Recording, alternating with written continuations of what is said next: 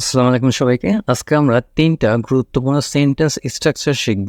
আপনার ইংরেজির দক্ষতাটা মূলত এইগুলোর উপর ডিপেন্ড করবে, যেটা আপনি কোনো একটা জায়গার জব পাবেন নাকি পাবেন না। কারণ এইসব সূক্ষ্ম সূক্ষ্ম মিস্টেকই আমরা মূলত ভাইবা বোর্ড থেকে ক্যান্সেল হয়ে যাই। যেমন প্রথমেই একটা বিষয় খেয়াল করুন, আমরা অনেকেই এরকম একটা কথা বলে থাকি যে আমার হয়তো এই জিনিসটা হতে পারে।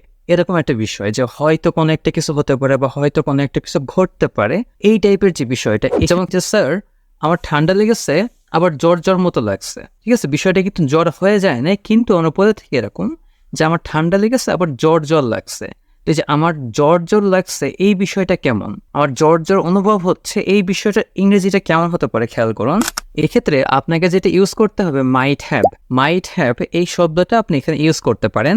যেমন আমি যদি সেন্টেন্সটা বলি আপনার জন্য আরো হয়তো সুবিধা হবে। যেমন I am suffering cold I might have fever. I am suffering cold I might have fever. আমি সর্দিতে ভুগতেছি, আমার জ্বরও হতে পারে বা জ্বর জ্বর মতো লাগছে, এই টাইপের একটা বিষয়। যেমন আমরা কিন্তু ক্লাসে দেখা যাচ্ছে একদিন অ্যাবসেন্ট থাকলে এরকম একটা এক্সকিউজ দিতাম যে স্যার আমার সর্দি লাগছে, আমার জ্বর জ্বর মতো লাগছিল, এই জন্য আমি গতকালকে আসি নাই। তো ওই এক্সকিউজটাই মূলত এখানে আপনি ব্যবহার করতে পারবেন। এরকম আরো দুই একটা সেন্টেন্স আমরা একটু ফলো করি। যেমন একটা বিষয় খেয়াল করুন, আপনি অফিস থেকে বাসায় চলে গেছেন, এরপরে পকেটে হাত দিয়ে দেখলেন চাবি নাই, বাসার দরজা লক করা, পকেটে বাসার দরজার তালার চাবিটা নাই। তো আপনি এখন ভাবতেছেন যে চাবিটা অফিসের ডেস্কে আমি রেখে দিতে পারি বা চাবিটা অফিসের ডেস্কে আমি রেখে আসতে পারি। আপনার ঠিক কিন্তু শিওর খেয়াল নাই, রাস্তায় এটা হারিয়েও যেতে পারে। এরকম টাইপের যে অনুভূতিটা, এরকম টাইপের যে সেন্টেন্সটা, এই জায়গাটাও আপনি মাইট হ্যাভ ইউজ করতে পারেন। যেমন I might have left the key in office. I might have left the key in office. Okay, তো আশা করি আপনারা বুঝে গেছেন যে হয়তো কোনো কিছু থাকতে পারে বা হয়তো কোনো কিছু হতে পারে, এই জায়গাটায় আমরা মাইট হ্যাভ শব্দটা ইউজ করে থাকবো।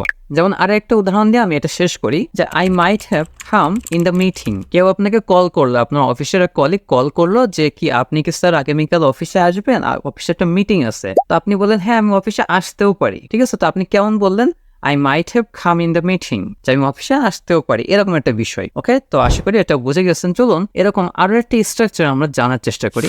এইবার যেটা বলবো এটা হচ্ছে দুইটা বিষয়, উড লাইক টু এবং ওয়ান্ট টু, ঠিক আছে। Would like to versus want to. এখানে একটা বিষয় খেয়াল করুন, দুইটাই অনেকটা একই টাইপের মিনিং প্রকাশ করে, যে কোনো একটা কিছু করতে চাই, এরকম একটা মিনিংই কিন্তু দুইটাই প্রকাশ করে। বাট দুইটার ভিতরে একটা হিউজ ডিফারেন্স আছে, যেটা হচ্ছে খেয়াল করুন। আপনি মনে করেন বাংলাদেশের খুব গণ্যমান্য একজন ব্যক্তি, যেমন বর্তমানে ডক্টর মোহাম্মদ ইউনূসের সাথে আপনি কথা বলবেন, তো তাকে আপনি কিন্তু এইভাবে বলবেন যে স্যার আপনার সাথে আমার একটা কথা বলার দরকার ছিল, স্যার আপনার কাছে আমার একটা অনুরোধ ছিল, স্যার আপনি যদি কিছু মনে না করেন আপনি কি এই কাজটা করবেন।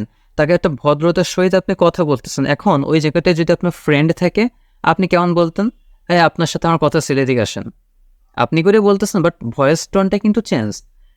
এদিকে তো তোর সাথে আমার কথা আছে, এই যে টাইপের কথাগুলা, এই যে দুইটাই কিন্তু একই আপনার মিনিং প্রকাশ করে, যে কোনো একটা কিছু আপনি করতে চাচ্ছেন, কোনো একটা কিছু আপনি বলতে চাচ্ছেন, বাট এক জায়গায় বসবে উড লাইক টু, এক জায়গায় বসবে ওয়ান্ট টু।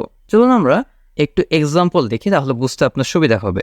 যেমন উড লাইক টু এর যদি আমরা একটা উদাহরণ ফলো করি, আপনি অফিসের বসকে আপনার একটা পার্টিতে ইনভাইট করবেন।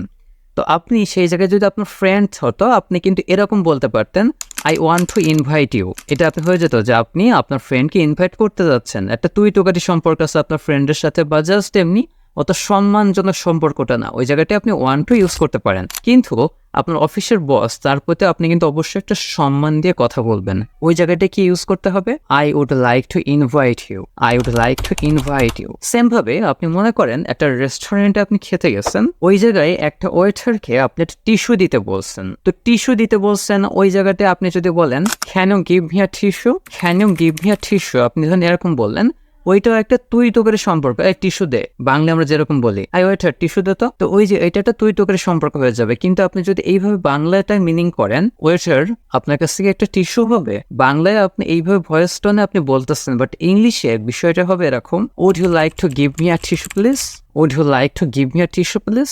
এইভাবে হচ্ছে আপনি কোনো একটা সম্মান প্রদর্শন করে কোনো সিনিয়র পার্সনের সাথে কথা বলতে পারেন। আর একটা এক্সাম্পল দিয়ে এটা শেষ করি। যেমন মনে করেন আপনি ইংরেজি প্র্যাকটিস করবেন, তো ইংরেজি প্র্যাকটিস করবেন আপনি আপনার একটা স্যারের সাথে ইংরেজি প্র্যাকটিস করবেন, কি আপনার একটা সিনিয়র কোনো আর্টিস্টের সাথে আপনি ইংরেজিটা প্র্যাকটিস করবেন। ওই জায়গাটায় আপনি যেটা বলবেন, I would like to practice with you, যে জাস্ট সিনিয়র পার্সনের ক্ষেত্রে। আর যদি আপনি এই জায়গাটায় কোনো জুনিয়র মানুষের সাথে কথা বলেন বা জাস্ট তুই থুকারি সম্পর্কে আপনার ফ্রেন্ডের সাথে কথা বলতেছেন, ওই জায়গাটায় বলেন I want to practice with you. Okay, তো এই ডিফারেন্সগুলো অবশ্যই ভালো মতন খেয়াল করবেন, কারণ আপনার ইংরেজির দক্ষতাটা মূলত এইগুলোর উপর ডিপেন্ড করবে, যেটা আপনি কোনো একটা জায়গার জব পাবেন নাকি পাবেন না। কারণ এইসব সূক্ষ্ম সূক্ষ্ম মিস্টেকই আমরা মূলত ভাইবা বোর্ড থেকে ক্যান্সেল হয়ে যাই। তো আশা করছি আজকের লেসনটা ভালো লাগছে। অবশ্যই লাইক ফলোতে আমার সাথে থাকবেন। কোনো জিজ্ঞাসা থাকলে কমেন্টে জানাবেন।